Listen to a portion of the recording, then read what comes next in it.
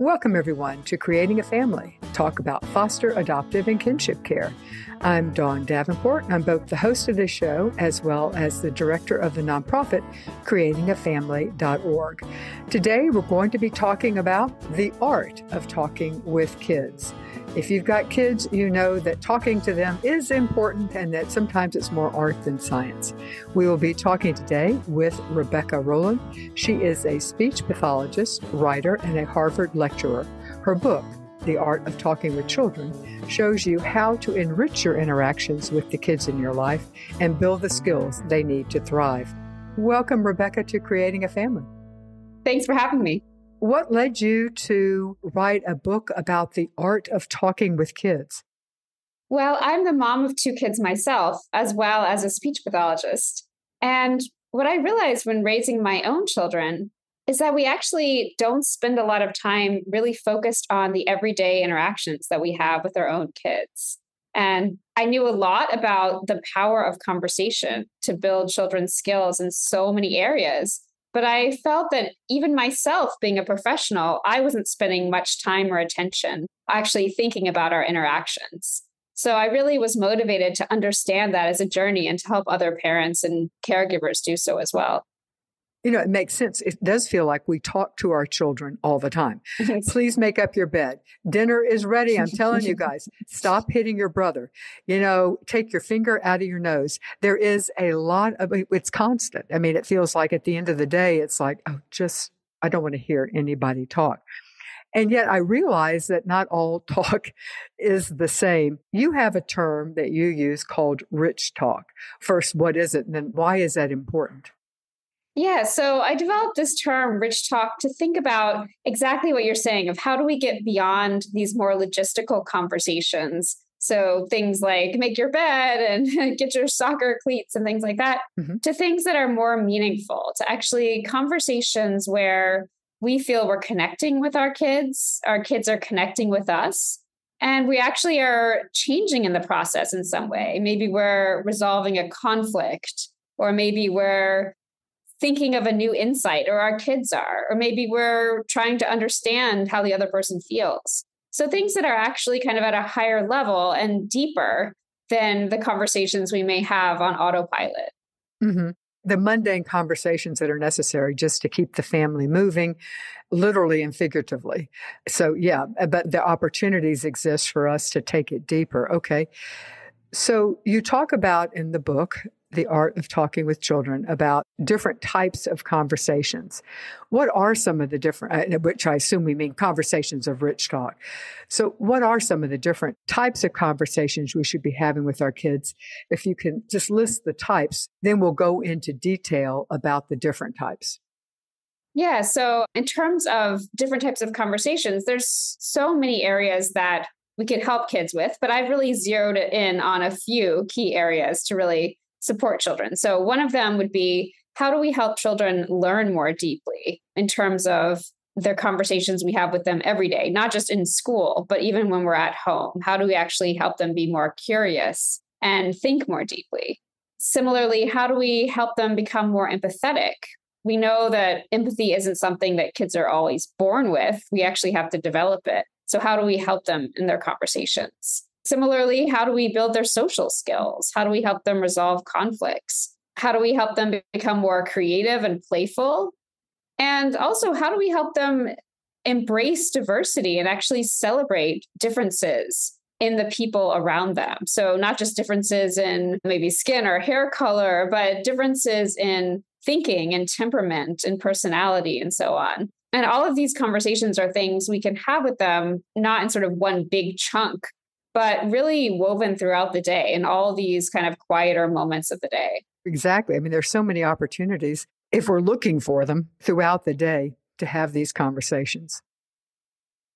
Let me pause here for a moment and ask you, are you enjoying today's podcast? Obviously, I hope the answer to that is yes. But if you are, it would really help us out if you would tell a friend about this podcast, why you like it, and encourage them to listen as well.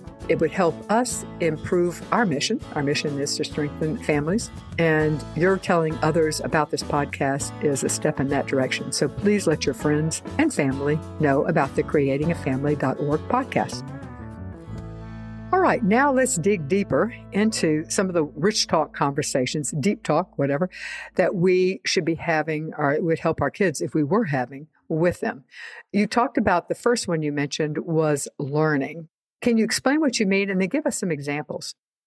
Sure. Yeah. So I think all of us want our children to learn, obviously. And a lot of times we may find ourselves trying to teach them and kind of lecturing at them. So they ask us a question and maybe we say, oh, well, let me tell you all about that. And we have a whole speech prepared, or we try to prepare a speech, or say we don't know something and it can maybe be stressful. So a child says, say, how many stars are there in the universe? And we think, oh, I don't really know that, or let me Google that. And we kind of brush off those conversations because we don't know the answer. And maybe it's a little uncomfortable to feel like, oh, well, my child is looking to me to teach them and I actually don't have all the answers. I actually flip that around. And I think that actually not knowing the answer, especially to some of these big questions that kids are asking, is really an opportunity for us to go alongside them as part of a learning journey. So we might actually say, kind of verbalize our thinking and talk aloud. Say, oh, I think there's probably at least 1 million stars, but I'm not really sure. Let's see how we might find that out together. So here we're thinking less about being kind of the oracle or the lecturer and more about actually joining with our child in a kind of partnership and really helping their curiosity along. So we don't have to know the answer. I think sometimes we do get hung up on that. Less so now, honestly, because we all have phones. We all have a computer in our pocket. Yeah, we can always Google it. Yeah. What you're saying, there's nothing wrong with that. Mm-hmm. The idea is to do it along with our kids and to admit, I actually think that's great to be able to say, I don't know how many stars there are. I know there are a lot, but I don't know how many. Let's Google it. Yeah. And there's so many opportunities, both when your kids are asking questions, but I would imagine there's lots of opportunities just throughout the day to help them dig deeper and learn and think about things in a different way, even when they're not asking questions. Can you give us some examples of that? Yes, exactly. So even when they're, say, looking at something really simple and concrete, and especially for young kids, they may be really focused on something that doesn't seem totally fascinating to you. So maybe let us count the ways. Yeah, exactly. So it's like that definitely happens. So maybe they're staring at, some ants walking along in a line. I've done a lot of that with my daughter when she was little. They're carrying leaves. That is not a fair example. That one's actually interesting. Yeah, that is actually interesting. I do find that interesting sometimes. Or maybe they're watching something very basic. They're watching a pipe with water dripping out of it, and they're sort of staring at this pipe and occasionally water will drip out and that kind of thing. And you think like, why are they doing this? Why is this interesting to them? And I actually proposed this idea called curious waiting, where I actually think we can just stay silent and really watch them and kind of become curious about what they might be thinking. So not just to say, oh yeah, they're staring at a pipe, but what is it about that that's actually interesting to them? What is it that's drawing their attention? And, is it, oh, how often do these drops come? Or what's making the water come? Or, is it rain or something else that's coming out of the pipe? That kind of thing. And so then we can really imagine and kind of empathize with the child, what is actually going on in their mind?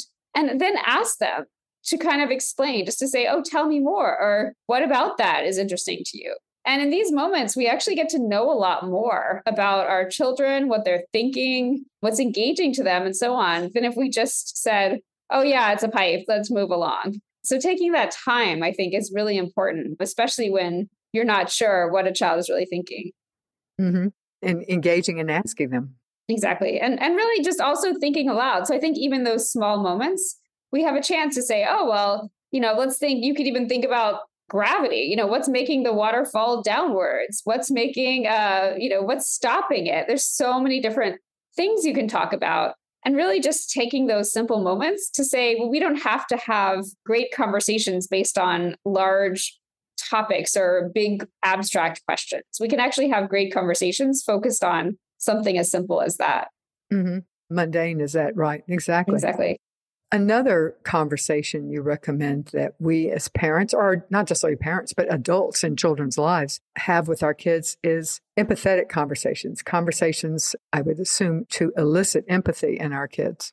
Yes, definitely. And so I really think that there's kind of a common misconception a lot of us have is that children are either kind of empathetic or they're not empathetic. So we often say, oh, this child is, so sweet to other kids, or this child doesn't understand other kids. And we tend to label kids like that. And I think in doing that, we often miss that empathy is really a process. So it's always in development. And it's always something that we can develop further in children. And actually, in doing that, we can develop our own empathy skills. So actually, it's really a process of, even as adults, we can grow in our empathy. And it doesn't have to be, these abstract lessons. So oftentimes, if we're trying to teach children, say, in the abstract about kindness or caring for other people, children are tuning us out.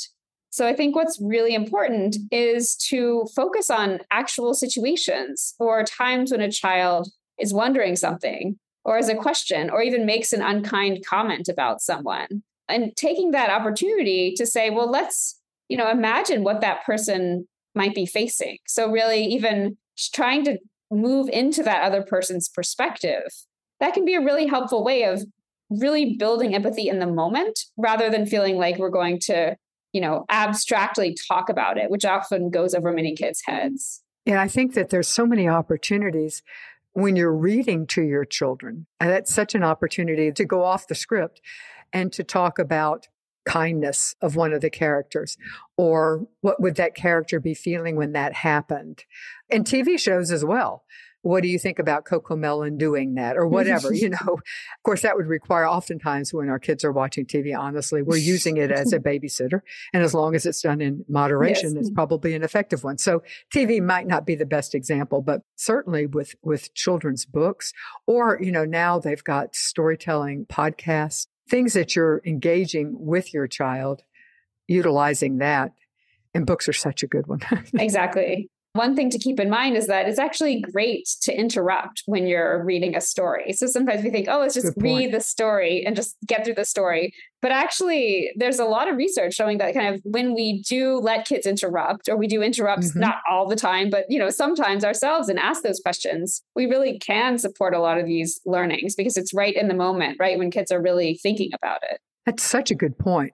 You do think sometimes I'm messing up, particularly if, the books for younger children sometimes have a rhythm and a flow and you don't want to. And yet, honestly, there are books, every library's got tons of them, particularly for younger kids, a little less so as our kids become independent readers, but really are focusing on empathy and feelings. And there's a Berenstain Bear book for everyone and everything in every situation. So all of those are things that are happening anyway in our kids' lives. Exactly. And I do think to recognize that so many of these books, which are great, they really do bring in situations that kids have often faced in their own lives. So really to think about how do we support them sort of making those connections, saying, well, has something like that ever happened to you? Or what would you feel like if something like that did happen to you? And a lot of this actually, it's doing a lot of things. So it's actually building the language that children need for school learning as well. So even though it's focused on empathy, we're actually doing that kind of hypothetical thinking where we say, well, what would a child feel like, or what would you feel like if you were in his shoes? That's really actually helping them with their learning and their reading comprehension for later on. So it has always these kind of braided benefits. I'm glad you raised that because I don't know that that's really the thrust of why we should be having our rich conversations. But the truth is there's fascinating research, and you would actually be the one I could ask about it. But I've read some fascinating research on the number of words that are spoken to a child being directly correlated to that child's success in school. The number of words, I think that what I was reading was prior to the child entering kindergarten. Have you also read some of that research? Oh, yes, definitely. Yeah, there's a ton of really interesting research on showing that, especially how many words a child hears by age 3, that has a ton of links to their later vocabulary, to how prepared they are for kindergarten, and then for their success in later years. So it's influenced by a lot of things, like including the parents' income and level of education. And there's a lot of factors. So people are kind of arguing about, well, what's the reason for that? But we do know that for sure that this number of words and even the types of words that kids are hearing is really important for their later success. So definitely thinking about that is sort of yet another benefit. Right. And we have to acknowledge the privilege of parents who have the option of not working 2 jobs, who are around their kids more often. and are not at the time, when they are around their kids, terribly distracted by just the basics of life. So that gets into some of the other factors that's not simply words that are being thrown at a child. All of those things play in. Exactly. In addition to the free resources on our site, this podcast, and the other things we do at Creating a Family, we also have a training and support group curriculum. Obviously, it's for foster, adoptive, and kinship families, since those are the people we serve. But this curriculum is designed for both online and in-person trainings or support groups. It is easy to use. It is video-based. Very little preparation is required. But most importantly, it's also interactive. There is lots of discussion and communication amongst the participants. You can get more information there's two ways to get information. One, the website, parentsupportgroups.org. And the second way is going to our website, creatingafamily.org, hovering over the word training in the horizontal menu and clicking on curriculum. All right, let's get back to the list of types of conversations that you think are important. You mentioned social skills. It seems to me that would be tied to empathy, but perhaps not. So how can we use conversation, language, to improve our children's social skills? Yeah, so I think part of it really involves starting to see ourselves as sort of mentors and coaches for children in terms of some of the social situations that they're facing. So oftentimes we think of it almost as an either or situation. So either we're, say, in the midst of children's conflicts with others and we're trying to help them work it out right in there, or we say, oh, well, you're, developing skills yourself, you should work it out, and just leaving it.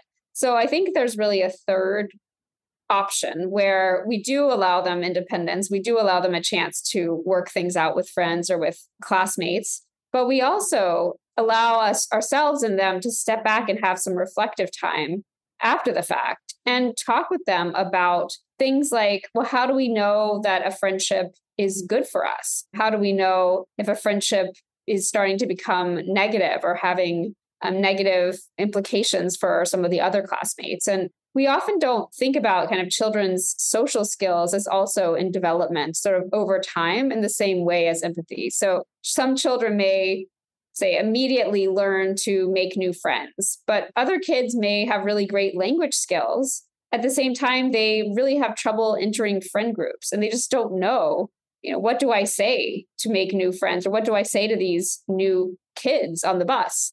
How do I get to know them? So actually doing some kind of role playing and talking through with them some of these challenges can make it a lot easier for kids to feel like, okay, now I can navigate some of these things myself. Mm-hmm. How are you aware when our children are very young, much of their social, well, not even that, because they're in daycare, so we may not see their social interactions. How do we find out about the social interactions our kids have had to be able to better engage in conversation with them? Yeah, so I think there are a couple ways. So one way that I found really useful is just to simply observe them in other situations. So if they're, say, on the playground with kids they don't know, or if you bring them to some kind of event or to a party, to watch them, to watch a little bit. How are they interacting with older and younger kids? Or how are they making their way into new situations? Or what happens if they get into an argument on the playground? And really paying attention and saying, okay, at least not all the time, 100% of the time, but noticing, say there's a conflict over a toy. How is my child responding to this other child? What kind of strategies are they using? Where do they get stuck? That sort of thing. And another option really is just to notice what they're talking about on a daily basis. So if they come home and every day they say, something kind of vague, like, oh, this friend or this child is mean, you think like, what does that really mean? Actually taking the time to unpack that a little bit with them, not to say, what do you mean by that? But, to think, okay, so what is it to be mean? What happened today? Is this happening all the time? How do you act when that person says that? And getting a sense from them of how they're seeing the situation, I think can be a really useful way in, because it's true. We can't be there. We're not there during all of these interactions. Mm-hmm. Yeah. Also, I guess talking with your child's teacher. Exactly. That's another one I was just about to mention. So talking with teachers and others who know your child. So really taking that time, especially if there are things like conferences, sometimes we focus more on academic skills, but realizing that those social elements are equally important. So if it doesn't come up, just to really not assume, okay, that means everything's perfect, but let's just actually talk about, what are some of my child's social strengths, social challenges, and so on. Mm-hmm. And then looking for opportunities. Exactly. And coming back to books, looking for books that will address that, and then going off script. Exactly. Exactly. It all ties back in. All right. You also, in the book, The Art of Talking with Children, you talk about conversations for confidence and independence. Those seem like hard concepts to teach our children, but talk about why that's important and then some examples. Yeah. So really, I would say both of these are just so critical in terms of helping our children develop and thrive as they get older and older and as they're expected to do more and more and rely on us less. So really, independence and confidence look different at every age and stage, but we can always help our children and kind of nudge them in the direction of feeling more as if they can do things and as if they can actually recognize and celebrate the sense of pride and sense of accomplishment when they do accomplish what they set out to. So I think about confidence really as kind of a reaction. So we think about it kind of as an I can reaction. It's not one specific action. It's not one specific scenario, but it's a general attitude of approaching things to say, oh, I think I can try that, or I think I can get partway there. And when a child maybe doesn't get all the way there, of saying, okay, I think I can try that again. And contrast that to a child, say, who's, they try something once and, I'm never going to be good at this, or I give up, or, I'm not going to try this anymore. It's too hard. It's too hard, or I'm a failure, that kind of thing. So really noticing that kind of self-talk, that kind of sense of, I'm not going to try again, and helping kids break things down and start to feel like, okay, well, this part's manageable. So not necessarily I'm going to just reattack that same problem in the same way and hope for it to work this time, but to say, okay, well, let's actually step back a minute. And at least as long as the emotion maybe is down a little bit or the heightened emotion goes down, to take a moment of reflection and to say, okay, well, this is a really big task, but what part of it could we break down? What piece of it could we try to manage as a first start? And to help kids do that, and even sometimes visually, I found it to be helpful to help kids actually make a chart or visualize their progress on a sheet of paper. So they're seeing, okay, well, I didn't get the whole thing done. I didn't run 5 miles, say, but, I ran for 2 minutes, and that was much longer than I was able to run 2 weeks ago. And that kind of thing to really help them see their progress and also to kind of give them a sense of optimism about the future. Mm-hmm. I love that when a child says, depending on what it is, of course, but it's too hard, acknowledging, yes, it is hard, but you do hard things. Exactly. And giving them an example of something in their life. Well, you did this and it was hard.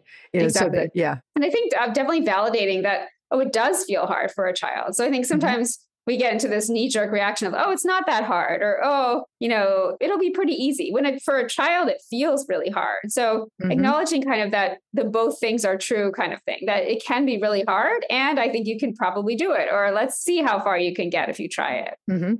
May take a while. Last time you had it's a hard thing. It took you a while, but you succeeded.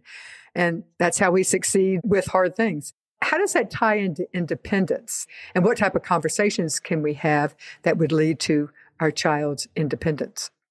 Yeah, so independence, I think, involves almost a cycle of action and reflection. So we can't really help children become independent if we're not actually willing a little bit, at least, to kind of let go of the reins sometimes and to say, we're going to let our child do things that might feel a little bit out of their comfort zone or even a little bit out of our comfort zone. Amen. And fail. Let our children screw up, make a mistake, or maybe it's not a screw up, but just make a mistake and fail. Exactly. And I think that can be so hard, especially with that urge, obviously, to protect our kids, that we think, well, I wouldn't do that, or I wouldn't try that, or, I'm not sure that that's the right thing. And sometimes, obviously, that's warranted.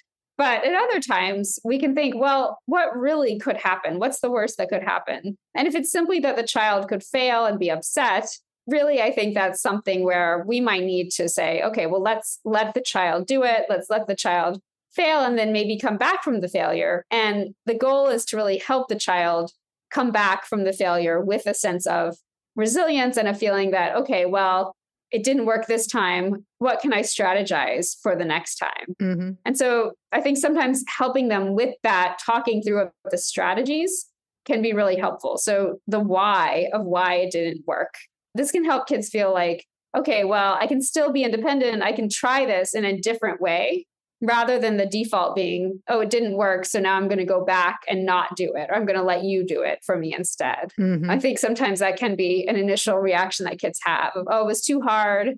So can you just do it for me? Or even for homework, I don't know that. So can you just answer that for me? And helping them kind of push off that urge to say, just do it for me, and to say, well, I think you can do it. And trying to scaffold or help them with that process through some of these verbal strategies. And the verbal strategies are helping them think through the steps that are needed and practice that they may need before they can achieve. Is that what you mean by the? Yes. So definitely talking through kind of the why. Let's analyze why it didn't work. So let's actually look at the failure, not in sort of a judgmental, critical way, but in a really objective way, as objective as possible, to say, well, let's just take a look at what didn't work. And sometimes I will say that it's really helpful to start with something that we're failing at rather than putting it first, this process on a child, because sometimes it feels like, oh, this is too emotional, or this feels like too fresh for me, that like I failed at this. I don't want to look at it. I don't want to analyze it. So sometimes if there is something, say, that we tried that didn't quite work, taking those in the moment times to say, oh, that's surprising. I didn't get this thing to work the way I wanted to. My computer is still broken after I tried X and Y thing. Mm-hmm. So let's talk about what didn't work about it. What could I try next? And then when you repeat that process with a child, you can start with something that, say, doesn't feel as emotional to them. So something maybe more playful that they tried that didn't work. And then when it becomes kind of a habit or a conversation that you might have multiple times between the two of you, then it can feel easier to do this in times when there's sort of a more challenging or more emotional thing that didn't work for them. Mm-hmm. I say this with empathy because I am absolutely guilty of this. Sometimes with independence, it is just easier, faster if we do it. Yes, easier, for sure. faster, and definitely less messy. And so it's a challenge. We have to fight that, particularly if and there are times where you don't fight it. You're in a hurry. Yes, exactly. You need to get out the door. Okay, I'm going to put your shoes on and tie them. But recognizing that we need to create opportunities for our kids. And if we find we're always in a hurry, then taking a look at our lives and saying, okay, wait a minute. Yes. This child's never going to learn to tie their shoes unless we add 15 minutes let's not say 15. Let's say 5 extra minutes. Yes. Yeah. Hopefully. I don't know what I was thinking. No, for sure. Who's got 15 extra minutes in the morning routine? No one. Yes. So forget that. Let's say 5 minutes that we're going to be working on it. Yeah. I am guilty of that. It certainly happened when my children were younger. If you are enjoying this podcast, you might also enjoy some of the free courses that we offer in our online learning center. These courses are brought to you by the Jockey Bean Family Foundation, meaning that it's their support that allows us to bring it to you for no charge. Yep, that's right, free. We have a library of courses there that are free. There are 12 courses, and they are directly relevant for the act of parenting. A lot of them are really focused on parenting itself. So check it out at bit.ly/JBF support. That's bit.ly/JBF support. All right, continuing down the rich conversations that we can have with our kids. Another one in the book is conversations for building relationships. Give us some examples. Yeah. So sometimes I've seen kids, for instance, feel like, well, I have this argument with a friend of mine and now we're not going to be friends anymore, or say, I don't like this friend because my other friend said they were mean.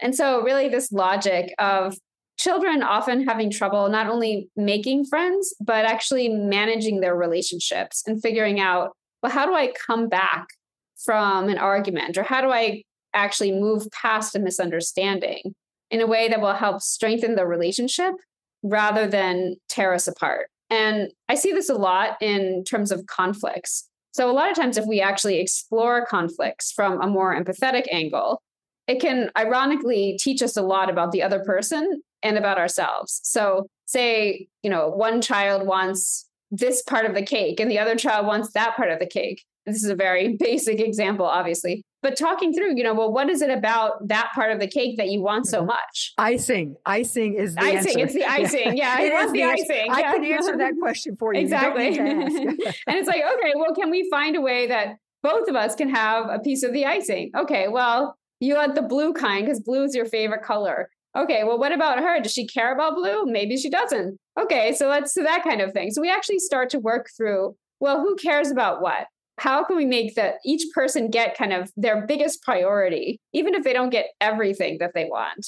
And then actually learning, well, okay, so we now know that this person is like really into only the icing, but they actually don't care about cake at all, or they don't care about the letters. And that's just a basic example, but taking the time, not just to say, well, here, you have this part, you have that part, and, let's just be done. But actually being a little calm and objective and trying to help kids work out and talk through, what does this person want? How can I help them get what they want and not give up what I want? And how can we actually learn about each other in the process? If we actually see conflict as a chance to do that learning, even if it is uncomfortable at times or feels stressful at times, we can really help children work through those conflicts to build relationships rather than to say, okay, now we're just sitting here in silence and we're upset at each other. It sounds to me like you're teaching the art of compromise. Exactly. Yes. And I think of actually learning to use compromise as a window into the other person. So say, oh, now I understand more about this person rather than I'm just more angry at them. And over time, obviously, you can see how that would have benefits. My daughter once defined compromise, my eldest daughter, who struggled with compromise at that age.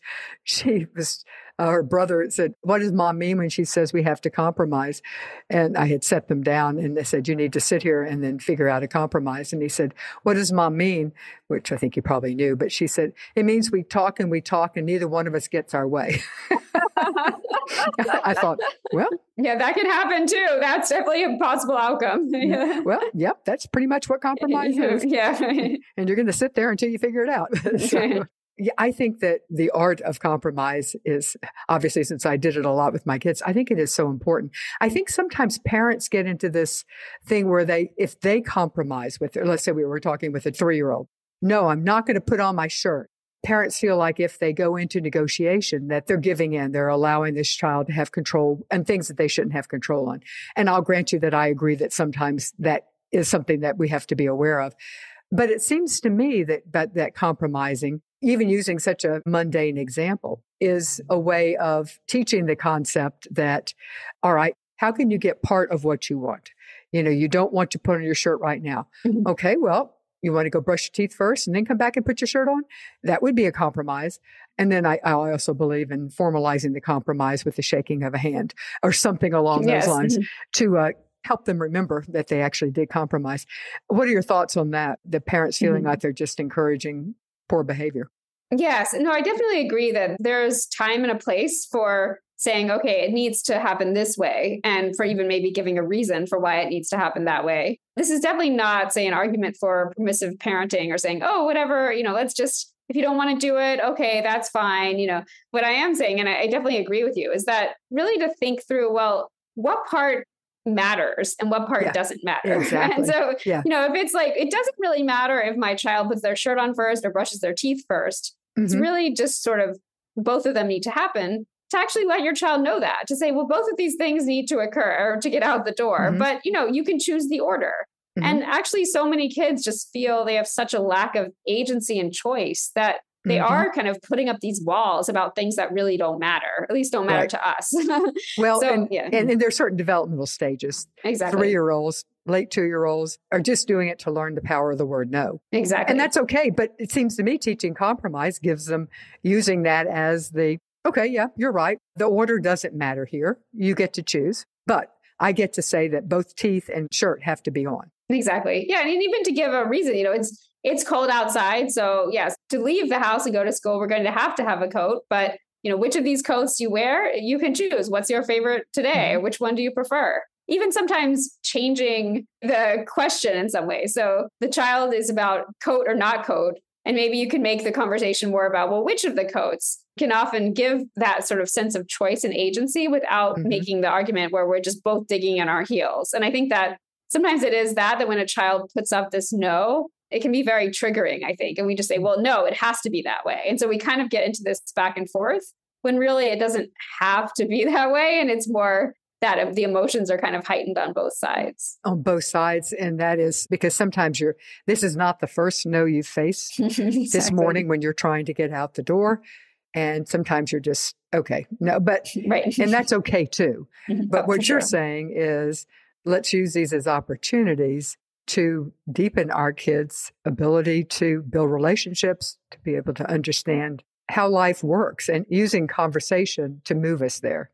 Exactly. Yes. And I think even with the coat example saying, well, we're going to carry your coat, but as soon as you get outside and you see how cold it is, you're likely to want to wear the coat, that type of thing. So to say sort of like, what is non-negotiable for us, and to recognize that maybe not everything has to be non-negotiable, I think.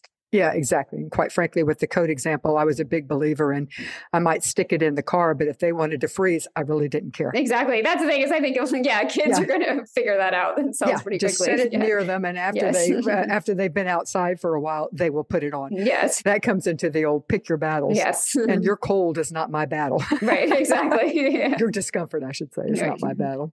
All right. Another conversation, which I think we're all aware now is more and more important, is a conversation, you call it for openness. And I think that you define openness fairly broadly. So let's talk about conversations for openness.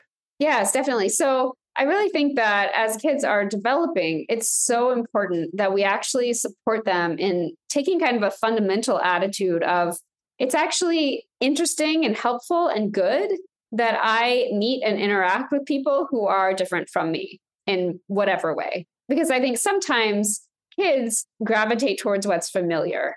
And that may be simply developmental stages, that may be the kinds of conversations they have, but it can be so easy at young ages for kids to start making assumptions about people that they don't know. To say, oh, this group of people is like this, or this group of people does things this way. And to really start to help kids realize that, lots of people do things different ways, but actually understanding and embracing all of these range of ways of being, of looking, even of thinking, actually enriches our lives and enriches your life too.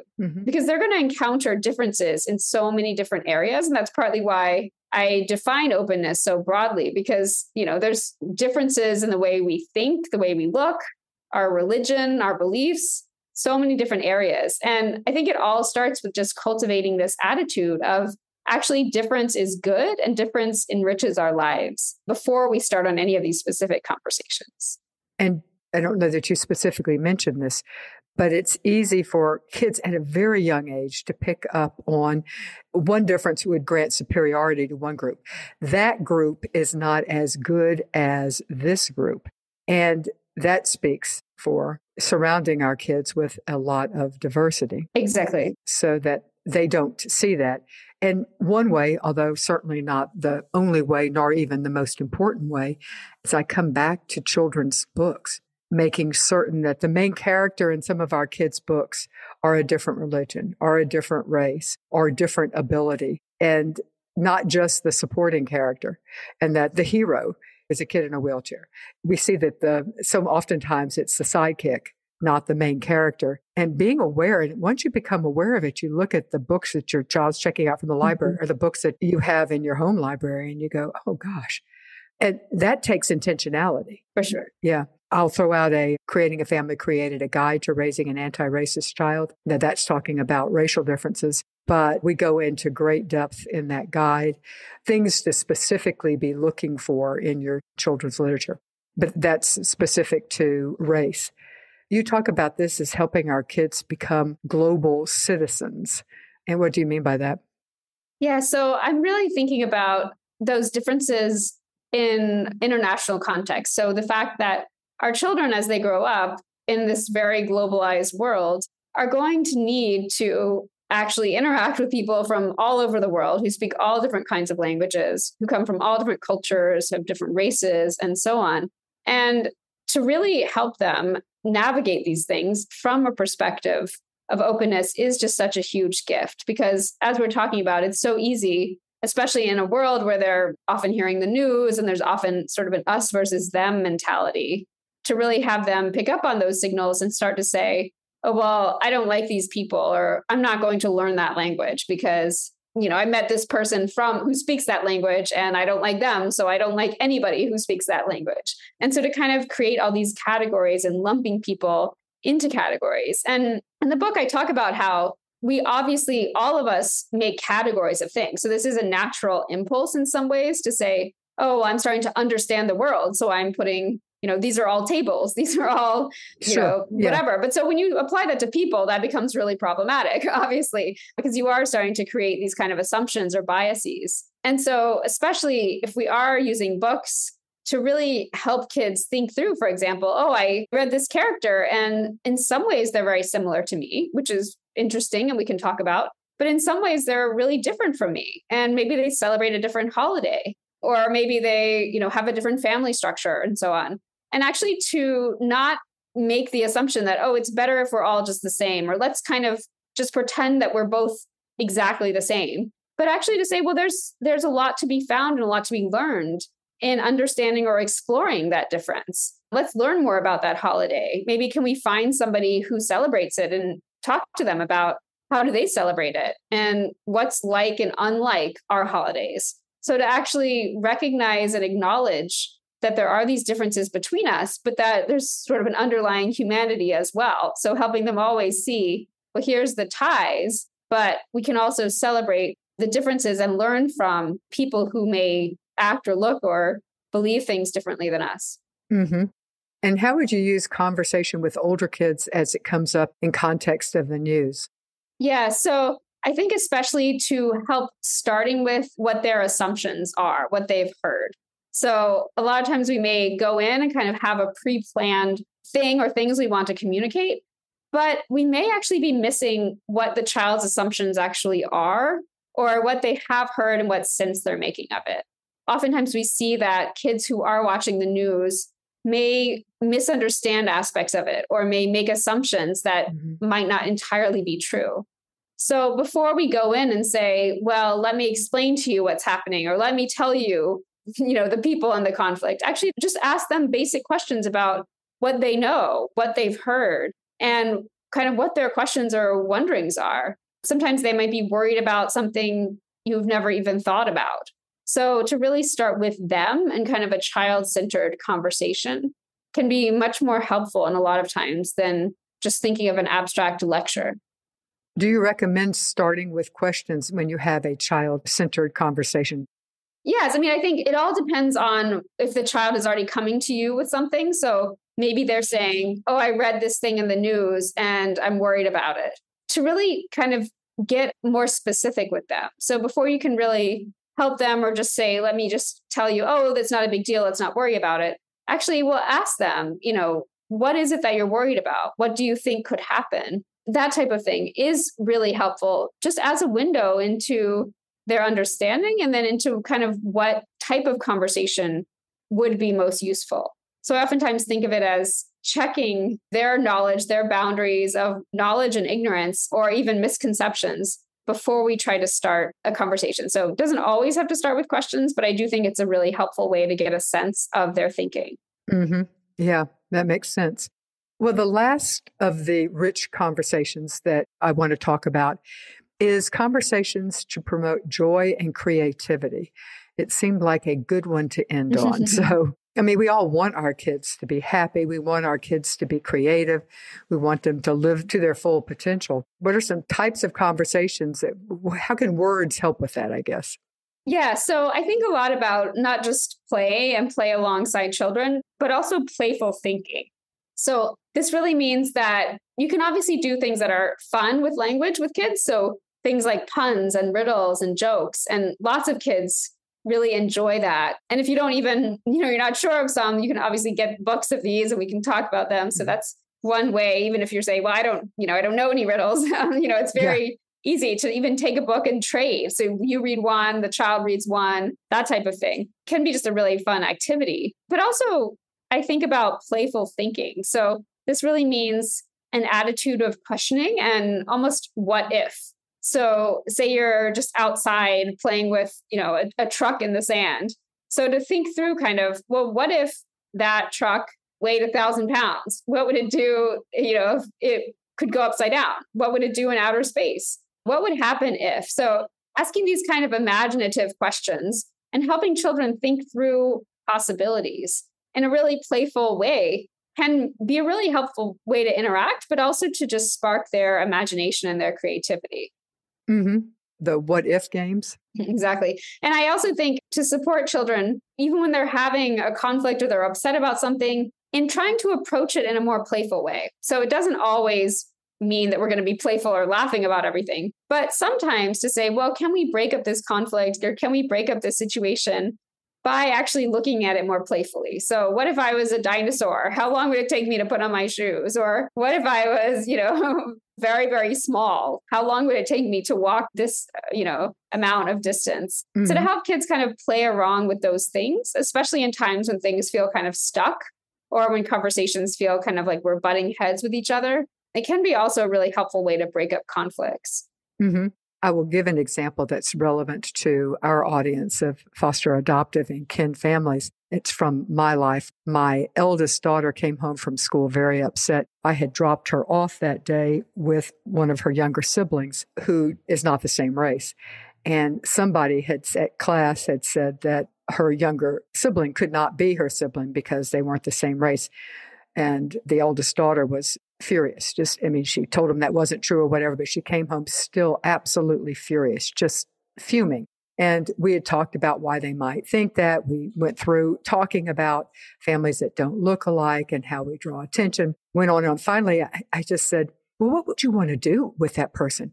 And she didn't come up. I said, boy, I think I might just tie him to a tree when it's raining outside. And then she came up with something equally outlandish.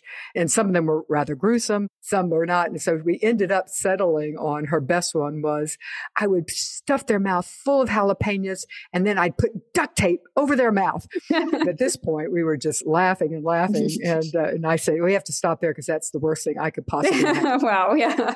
She likes jalapenos and I don't. So that was, for me, the greatest form of torture. I don't know if that fits exactly because we didn't really solve the problem in the sense that she had said that this wasn't true. And we talked about having me come and read things to the class, read books and stuff. But anyway, by taking a light approach in the end, it kind of got her unstuck because she was definitely stuck. Yeah, I think that's a great example. And I think especially that melding, meaning that you don't really have to be only serious or only playful, but that their conversations can do both. And I think that's a really important example where, you still are going to talk to the teacher and you still do validate her concern and the fact that this was very upsetting. But then also in taking that more playful approach, you can say, well, but let's also kind of step back and sort of validate our own relationship in some ways by playing along together and kind of showing that I'm on your side and showing that we can kind of take that moment of humor even in this serious situations. Mm-hmm. Well, thank you, Rebecca Rowland, for being with us today to talk about the art of talking with kids.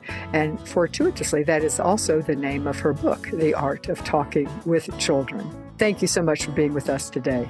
Oh, thank you. It was a great conversation. This show is supported by Vista Del Mar.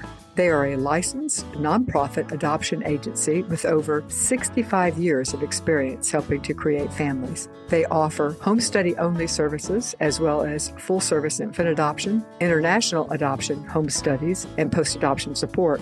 And they also have a foster to adopt program for families in Southern California. You can find them online at vistadelmar.org/adoption.